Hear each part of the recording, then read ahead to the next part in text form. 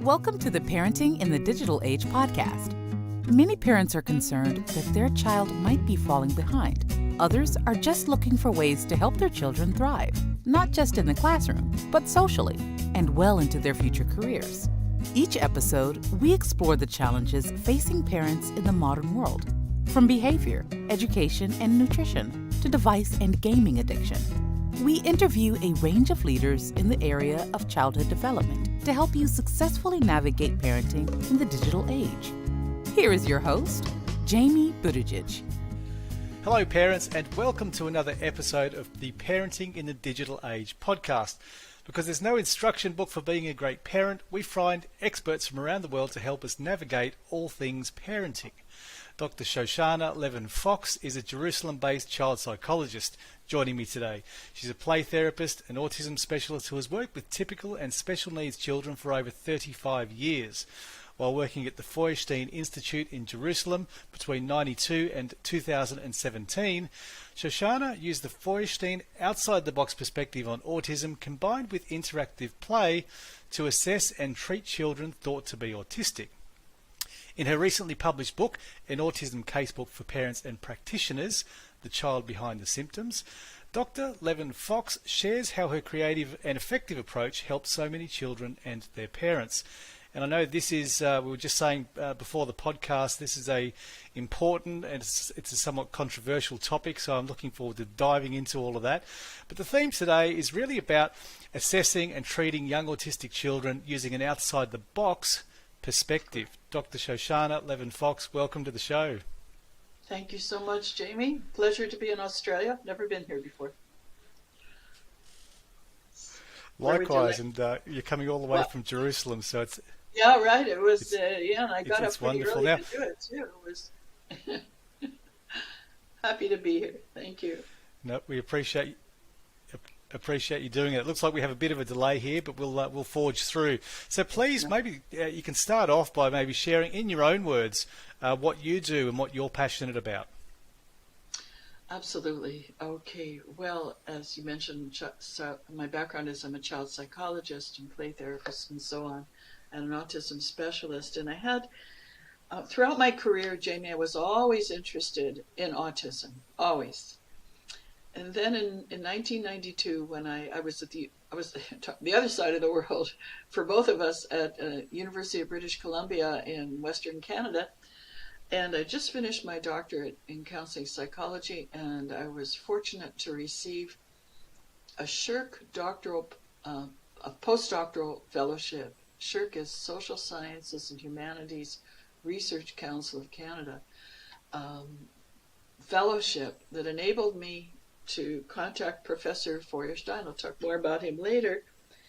And so in 1992, I worked at his institute until 2017 for 25 years, as you mentioned, assessing and treating autistic children. And it was there that career-long interest from when I was in my 20s. There were always autistic children in my caseload. Wow, when I got to the institute, I was just immersed in it, and I was supposed to be doing research, and I'm not much of a researcher, to be honest. I'm much more interested in working with the children. That's my passion. And I want to say a bit about the Feuerstein Institute. It was, I'm going to use the past tense because I'm no longer there, but it's still going strong. So it was and is a really, really remarkable place. Unfortunately, the professor died in around 2013 to 2014, but he was a really courageous, iconoclastic psychologist. All the sacred cows of psychology were out the window, like norms and symptom checklists and all that. They were out the window, and we were working with the child. So for 25 years, I was assessing and treating children, but not using conventional means as most psychologists, child psychiatrists as well, do.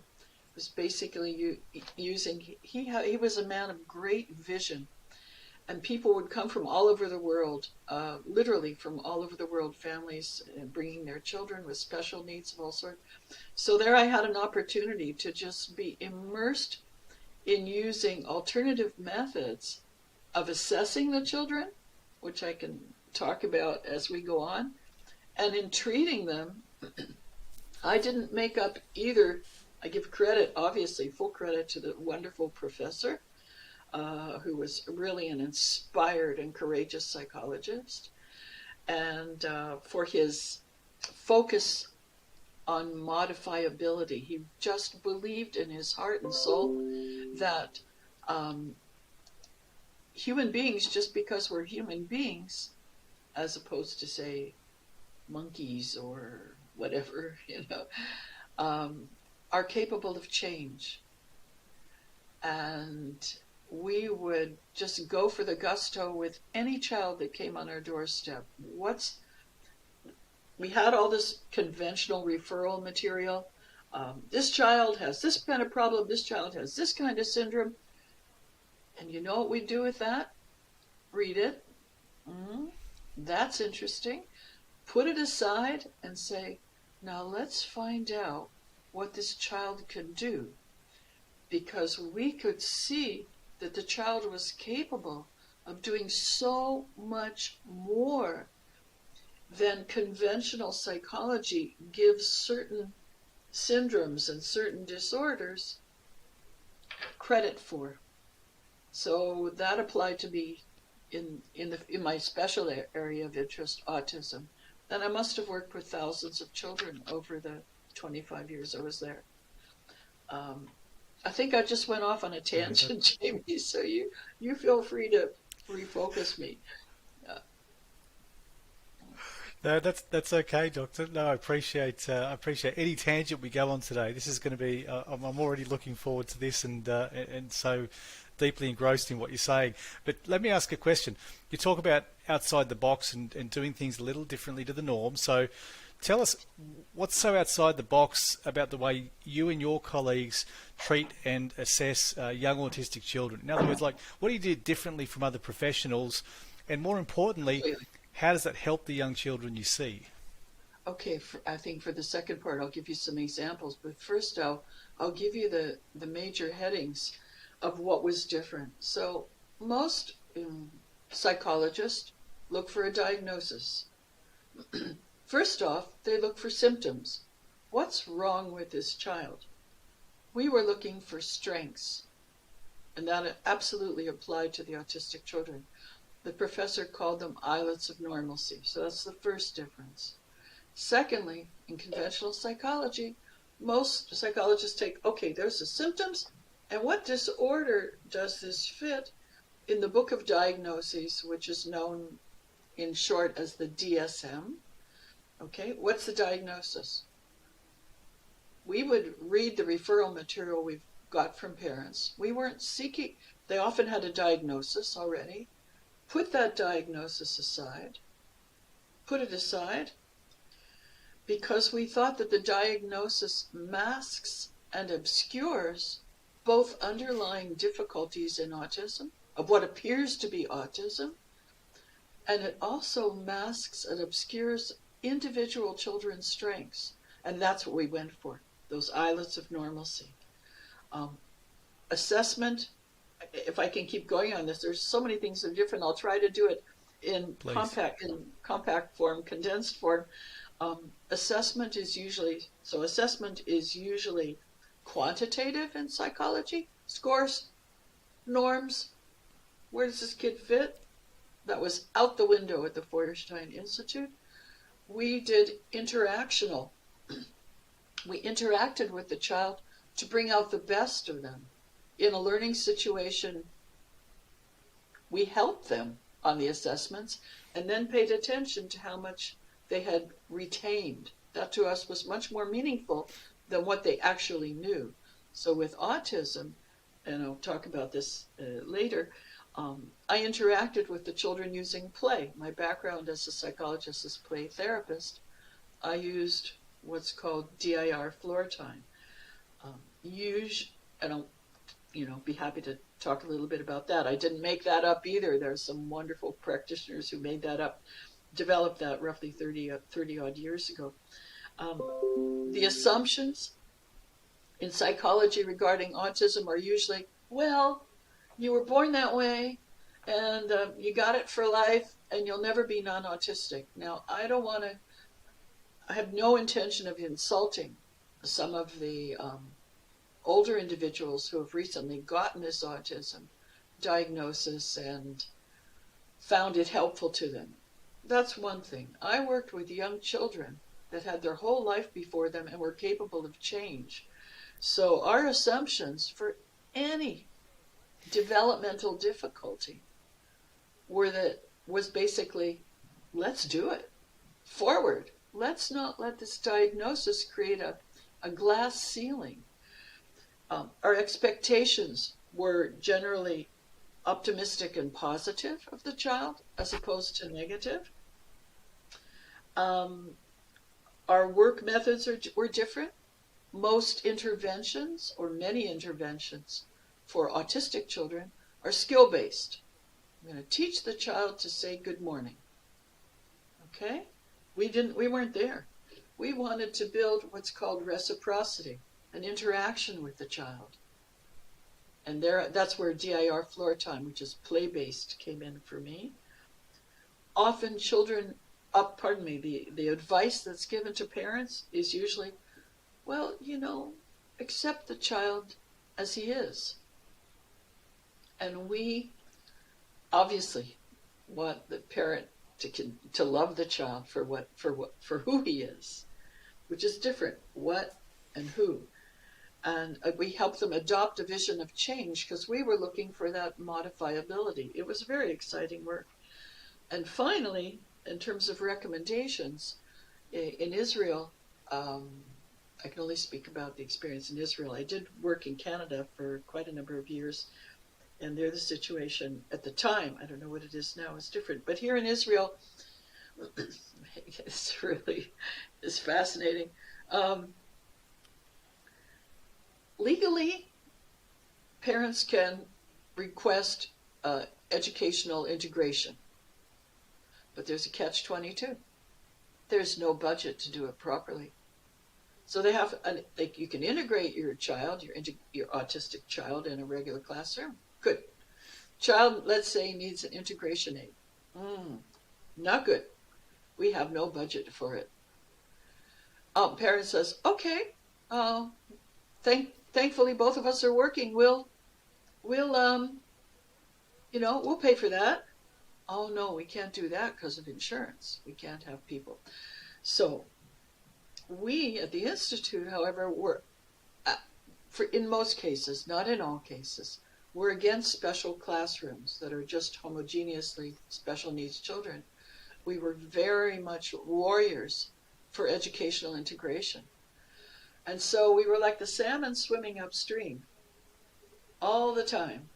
In our meetings with the municipal, the educational placement committee of the municipality, for example, actually all over Israel, we're fighting for integration in a system that's not built for integration, and sometimes we succeeded. We became experts at finding the principals who were open to it, the teachers who loved having one special needs child in their class every year, and we developed a network, and of course, and the feedback from the parents, but they're talking about the young children, 3, 4, 5, 6, those were the easier ones to place in integration. So there's just so much that's different. And I'll just say regarding the play part of it and how it helped, play is just so powerful. It's a powerful developmental language for children. It's a powerful developmental tool. So rather than ticking off the symptoms, I could see the symptoms, I could see the child's problems, but I'd say to the parents, okay, I got it. In the first 15 minutes, I say, okay, I see where your child is struggling. I got it. I said, that's not the end of the work. That's just the beginning. Now let's find out what your child can do. Now let's find out your child's strengths. And the way that I did that was to take DIR Floortime, and I know you'll want to hear more about it in a successive question. and used it to assess the children. He was down on the floor with the little ones, playing with them, at the table with some of the older ones, keeping that same playful atmosphere going. Oops, where'd you go? Should I keep going then? Yeah, just keep going. Sometimes Okay. it may drop Something out, and funny. we can Something funny. Okay. we can I thought yeah, we maybe can you edit dropped. this out. Okay, no problem. Sorry about that. So using play, interacting. Now Okay. you also asked. You want me to? The other part of your question was, how did this help the children? Amazingly, Yeah, really yeah. What amazing. are some of the changes you saw? Okay. I'll talk about how little changes. This is why I wrote the book, actually, Jamie, an Autism Casebook, because I should mostly share cases, stories. So some of the changes that I would see, for example, I think, I'll talk about one subtle one. No, actually, I'll talk about a child we saw changes in, I would say, the majority of children we worked with in this way. Um, I'll right. Okay, here's a nice example. In the book, I call him Ernie. Hope this is not a spoiler for people who want to read it, but it was probably one of the most dramatic experiences in my career at the Feuerstein Institute. I do remember that it was something like 2 p.m, and I had already seen 3 or 4 children because our appointments were long. Up to 2 hours with each child. And I was tired, and I was reading the referral information for a little guy, I'll call him Ernie, who had just turned 7 a few days ago. And he had been seen by a very prominent autism specialist here in Israel. And she had used the DSM-4. Now there's the 5th version, which I'm afraid is much more problematic. And she had listed all the symptoms and why this child was profoundly, he was autistic. He was clearly autistic. And also suffering from mental retardation. So I thought, oh, I'm tired. I sure hope I'm up for this. This takes energy. I open the door, and in walks this most fetching, adorable, blonde boy with sparkling blue eyes, full of anticipation as he walks through the door. And I'm thinking, what? This is great. Now, he's almost 7. He had maybe a vocabulary of 20 words.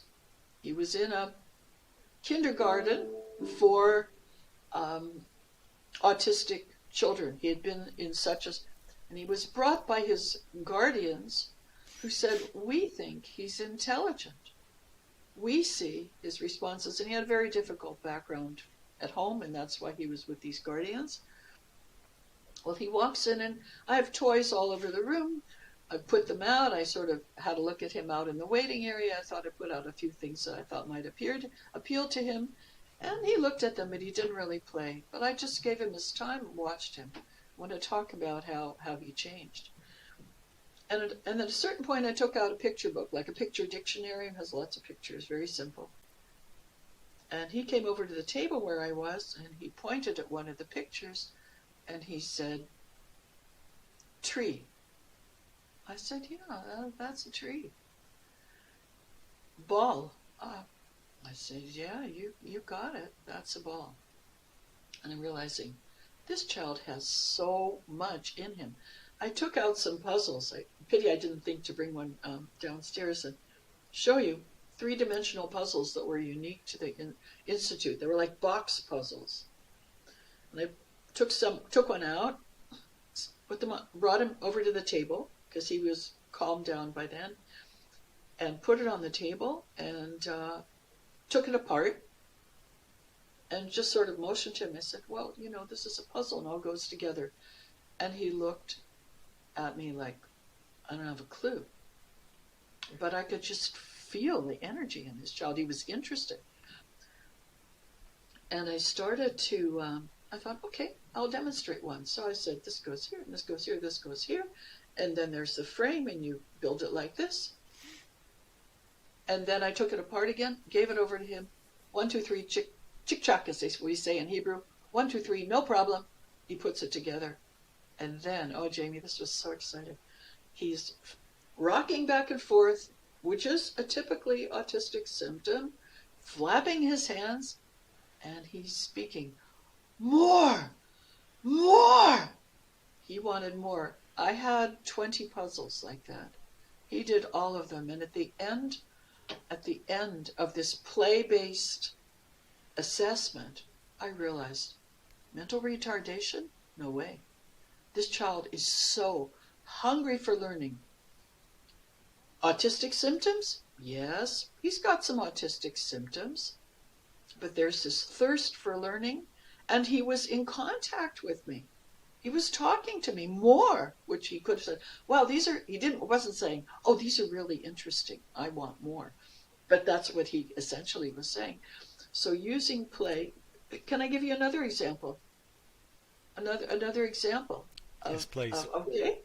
I'm thinking of a little boy. He's also in the book. I think I call him Sasha. He was one of the youngest ones I saw.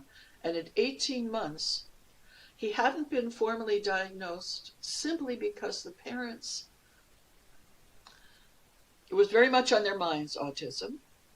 They got him, fortunately, to a specialist in Tel Aviv who's terrific with DIR Floortime, and he was already starting to change when I saw him, but they were still very worried about autism. And he came into the room, Jamie, and he sat on the carpet, and that's where he stayed. He sat on the carpet looking completely lost. Completely lost. You would expect most 18-month-old babies to be moving around and exploring the space, and he was lost. He did not have any language, anything like that. The play with him started, according to DIR principles, much more subtly. He wasn't interested in objects. I thought, well, I've got to drop down developmentally and keep that play sensory-based. So after he had acclimated, and he might have sat there for a long, long time, it was clear to me, and some of your listeners will think, how can she say such a thing? It was clear to me this was not autism. It was clear to me he was developmentally stuck. Perhaps a few months ago, before he started with DIR, his presentation was more autistic looking, but by the time he got to me, he just looked stuck and lost and very sad.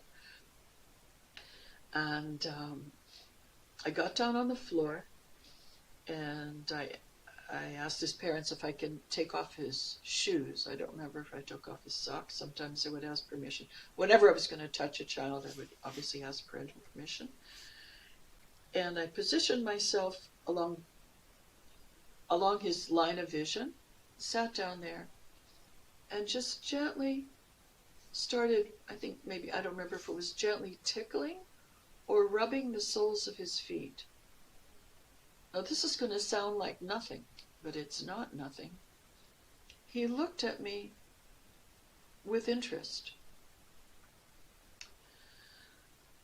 And that was about the extent of it in that first meeting. I said to his parents, based on that little baby playtime interaction, I said, you're doing the right thing. I didn't talk anything about autism. It was already enough on their minds. I actually wasn't worried about autism with him. I was worried about where he was stuck, that's for sure. I said, you're doing the right thing. Keep going to this DIR specialist. See if you can see her 3 times a week rather than once or twice a week, whatever you are. You're going in the right direction. You're committed to keeping him integrated in his daycare or whatever with regular children. Don't go off to special education. I want to tell you where he was 3 years later. They brought him in. No, they brought him. There were other times that they kept canceling appointments, but I knew they were in good hands. But I wasn't worried. He's roughly 3 years old. I get a call from the parents. We'd like to bring Sasha in. I I said, terrific, I'd love to see him. We'd like you to see where he's at. What a change. A precocious, talkative, present, emotionally full 3-year-old. Can I take credit for that? No. Sasha should take credit for it. His parents should take credit for their faith in him. And the person who was doing the DIR 2-3 years, for 2 or 3 times a week for the last couple of years. But it was so exciting. Again, play-based assessment. So Sasha comes in, full of beans, and he's ready to play, and we're playing for a while. And then I take out a book, which was translated into Hebrew, but it was born in English. Good Night Gorilla, Good Night Gorilla. It's a terrific book. I don't know if you're familiar with it. If you have children, young children, it's a super, super book. Simple text, almost no text, lots of great pictures about a gorilla who steals the zoo key and lets the animals out and ends up in bed. Oh, this will be a spoiler. Sorry, folks. Ends up in bed with the zookeeper and his wife. It's really, really cute. He loved it. I read it to him. And then this little guy, he was so great. He was so precocious, and he was an irregular kindergarten. He says to me, I want to read it now. I said, sure, go right ahead, Sasha. Obviously, he couldn't read yet. I'm sure he's doing brilliantly in school right now. He read, he told me the entire story. So you can get what's called an autistiform presentation, where symptoms appear to be autism, but they are not the real thing. And if I'm thankful for one thing in my life, I'm thankful that I arrived at the Feuerstein Institute. I'm thankful for many things as it happens, but we won't go into all those right now. That I arrived at the Feuerstein Institute, which was a place where I could work unfettered. And I could use my specialty play, which I modified using the DIR Floortime, to just go for the gold inside every child. And we just saw so many children change in that way. Some of them profoundly, some of them moderately. It depended on a lot of things. But this distinction between autistiform, which is a word that it's out there in the field, but not enough. You can have an autistic appearing symptom and not have the real thing. I've probably gone on for too long. That's interesting. No. So, That was a wonderful. That's okay. I know we've got a bit of a delay. We're working through that. That was a good segue into where I want to go next. And okay, sure. In your book, an Autism Casebook, The Child Behind the Symptoms, you claim that many children are being misdiagnosed as autistic. Wow. And I would believe that, like, as a layperson, I'm going to totally agree with that in what I say. I think there are too many practitioners and parents and other people in school communities looking to label something for whatever reason. But on what grounds do you make this claim? So, firstly, and if many children have been, if that many children are being misdiagnosed, how can these children be helped? Right. Wow, is this ever a topic close to my heart? So the reason I think I came to the conclusion that many children are being misdiagnosed has to do with every 15 or so years, the field of psychology reinvents the manual of diagnoses. Okay, so the DSM-4 was not good for autism. That's my bailiwick, so I'll just speak about autism. There are a few other problematic categories as well. The DSM-5, I hope that would correct some of the faults of the DSM-4. It went overboard in stretching the criteria for autism.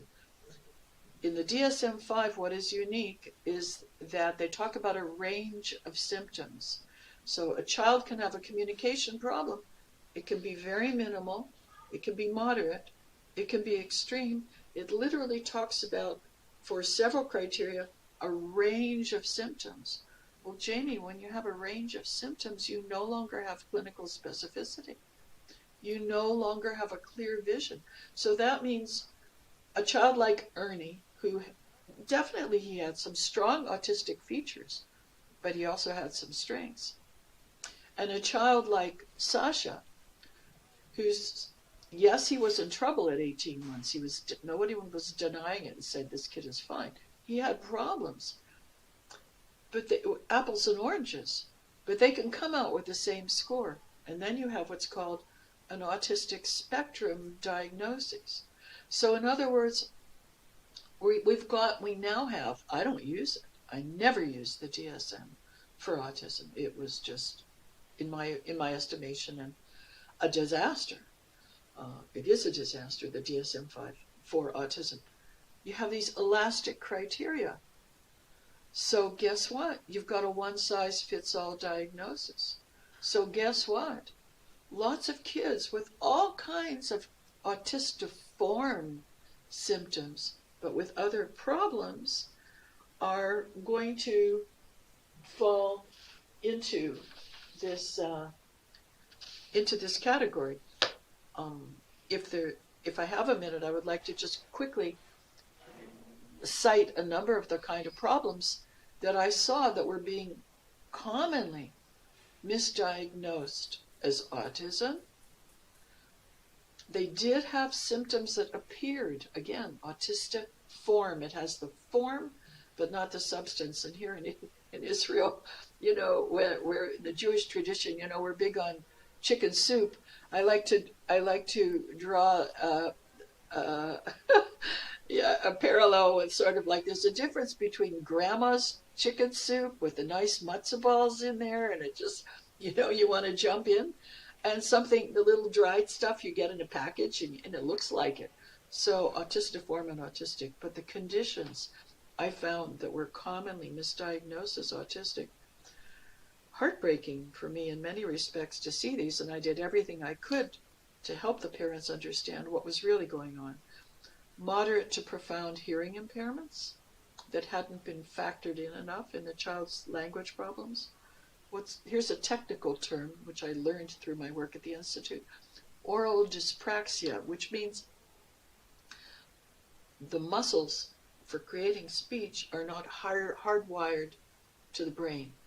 Just like if you said to me, Shoshana, could you please wiggle your ears? Well, I really want to wiggle my ears, but I don't have that gene, so when it happens around the mouth, the child will not speak. They will have social communication problems, but it's not working.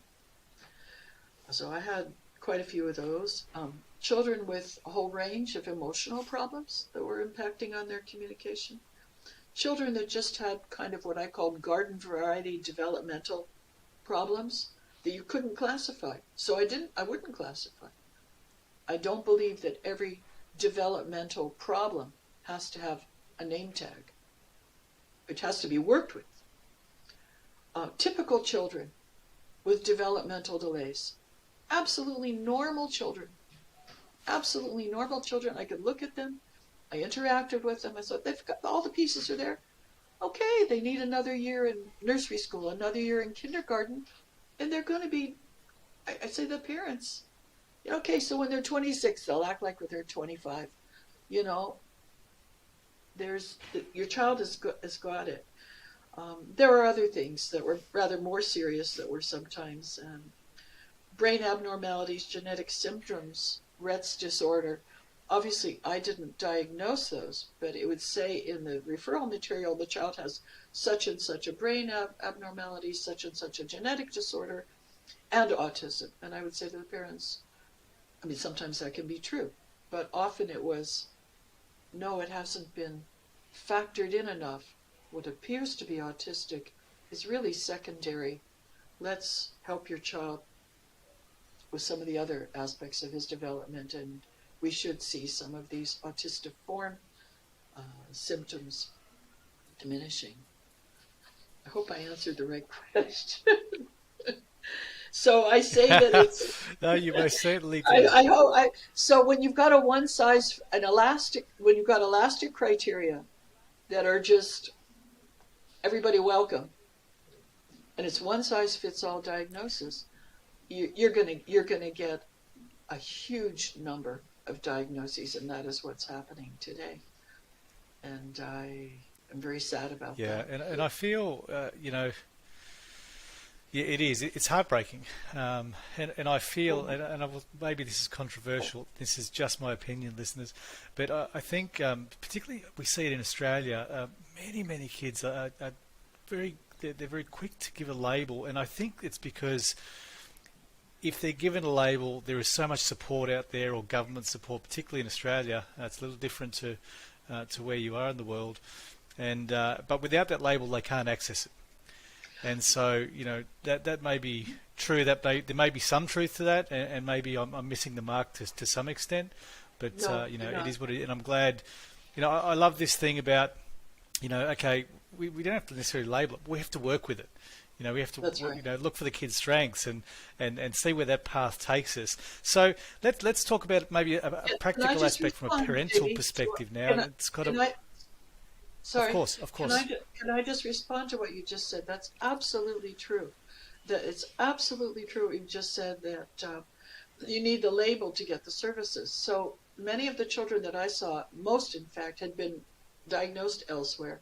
They knew that we worked differently at the Feuerstein Institute, so they wanted our perspective, and it was almost always different in terms of how to bring out the potential of the child. But the thing is, if a child came into my office, and after seeing the child for a number of times, 2-hour sessions, play, interactive, it usually didn't take me that long, but usually I would say to the parents, look, here's where I think the diagnosis does not apply. Your child is not genuinely autistic. And I'd take out the DSM criteria of the DSM-4 or DSM-5, whatever was happening, and show it to them. And they say, well, that doesn't really help, does it? And I say, no, it doesn't, does it?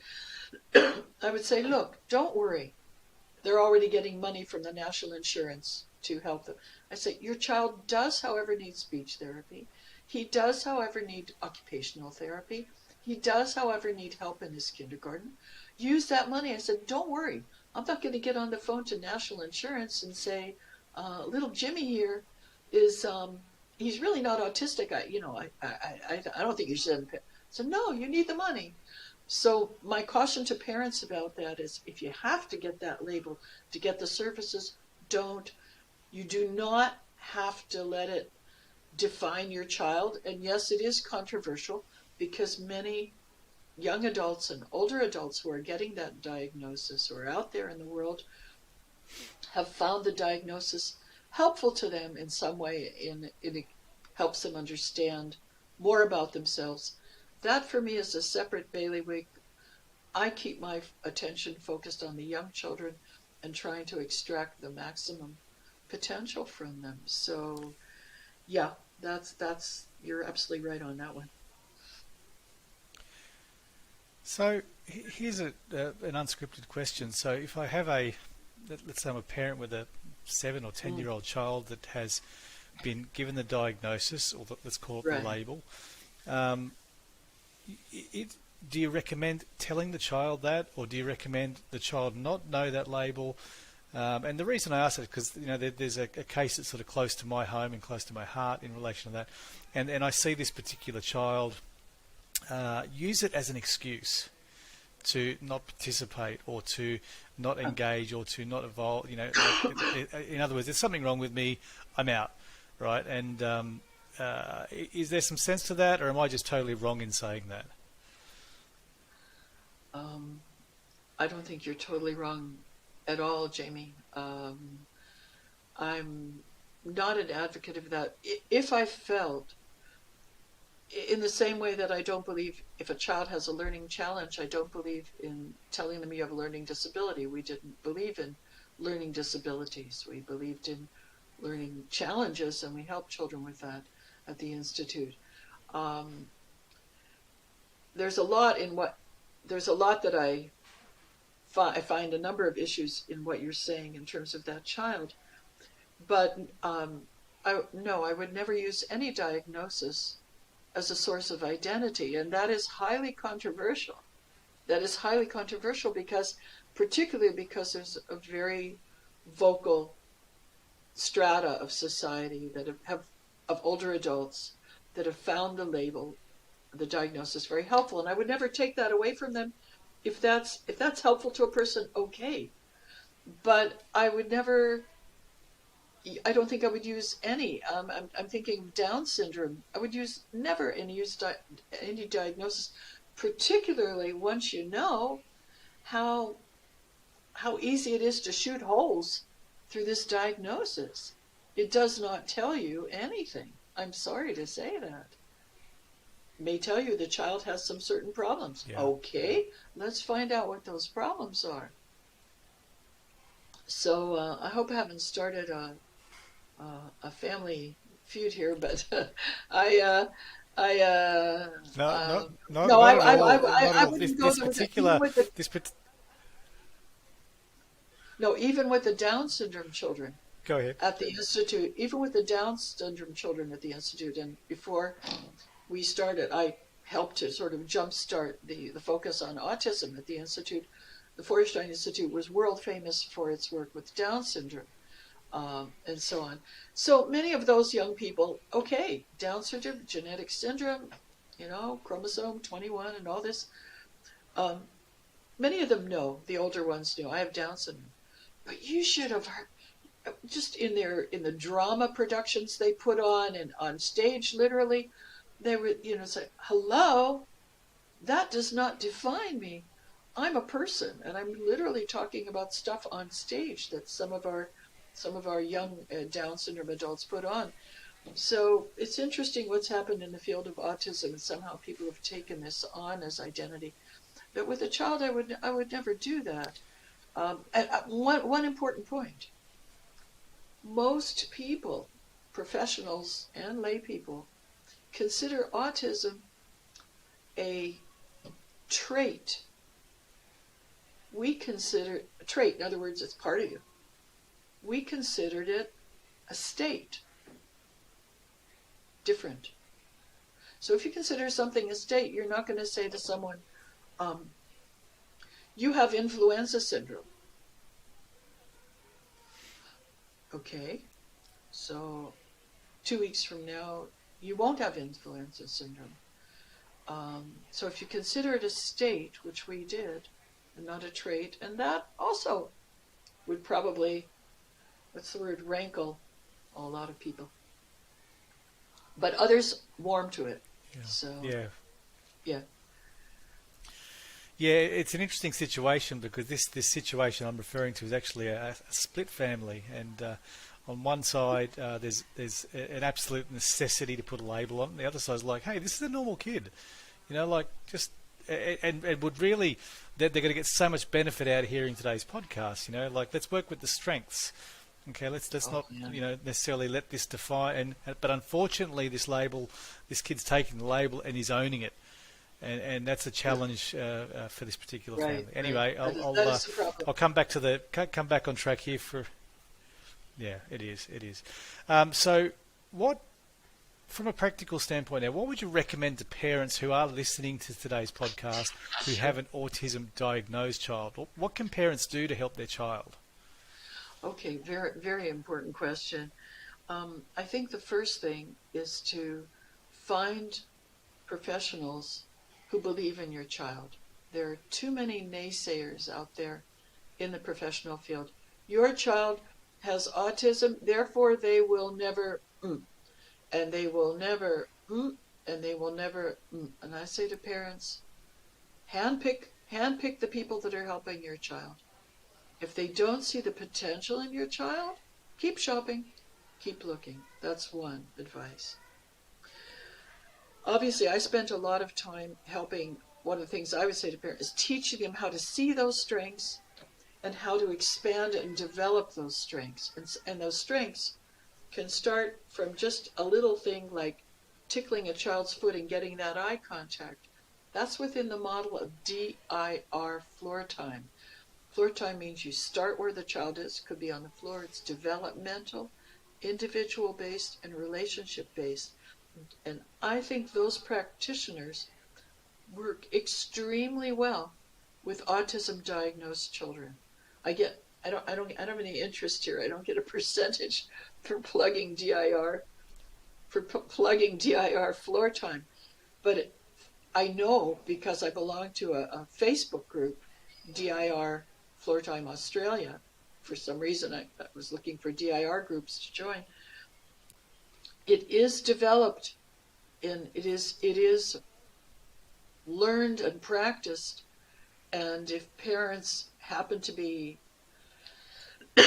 can access DIR Floortime practitioners, I find they're usually mental health practitioners already.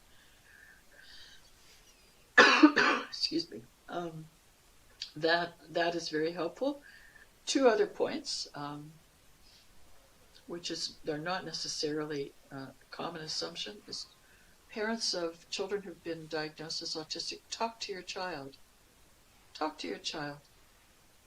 Most parents think that talking to your child means asking them, what's this? Right, pen. What's this? Water. What's this? Cell phone. No, that's not talking to your child. Be the voiceover in the documentary of your child's life. Just talk about what's going down. Even if your child is not responding, you're in the car, you've got your child strapped in the back, and he's or she is really silent, and you think they're out there in autistic land, there's a person in there. So you can say things like, as if your other children were in the car, you'd be saying, oh, that stupid driver, he just cut me off, I can't believe it. Oh, I better call Daddy and let him know I'm going to be 20 minutes late. Oh, I forgot to stop at the grocery store. Talk to the person in there. With whatever's happening, talk to the person. That is so critical. And guess what, Jamie? That makes differences. Children start to attend more. The eye contact improves. Now, you need counseling, you need coaching to know what to do with the changes, which obviously I can't do. And my last pitch would be, dads, you are important. You are important. Any way that your wife or the practitioner can help you engage your child through play, do it. You're just so important. And fear not. I put that's my last tip in the book, in the appendix. I have appendix to parents. Is dads, you are important. Often dads get busy when they have this child with some kind of diagnosis or special needs. They get busy at the office. And it's really, I find a lot of times, either from sadness or commonly, I don't know what to do with my kid. I don't know how to talk to him. I don't know how to play. That can be learned, dads. That can be learned. You can learn that stuff. And it feels so great when you can connect with this child that you thought you couldn't connect with. Yeah, that's some solid advice there. And Dr. Shoshana, I've got to say, we've got to wrap this up shortly, but I know. Thank you so much for an insightful, common sense, refreshing, evidence-backed, maybe somewhat controversial insight into this topic. I know many parents will get some benefit out of. I know it'll actually create some thought. If it encourages some conversation, we've done a wonderful service today. Sure. How can parents get their hands on your book? Easy, real easy. Okay, here's the baby. Okay, that's the baby. An Autism Casebook for parents and practitioners. The child behind the symptoms. Love this little guy on the cover. He wasn't a child I worked with. That's thanks to Getty Images. Easy. Amazon, Barnes and Noble, Book Depository. All over any of those places. And once in a while, you could check also on the Routledge site. It's published by Routledge, R-O-U-T, Ledge. And once in a while they have 10%, 20%, 30%. It just takes them 30% off. It just takes them a lot longer to get it to people than Amazon. Amazon, you go to sleep and you have it the next day. But Routledge, takes some time. Wonderful. And let's finish off with something a bit lighthearted. A question we ask all of our guests on all of our podcasts, and that is, if we did have a time machine and could go back to our 10-year-old self, what's one piece of advice that you would give to your 10-year-old self?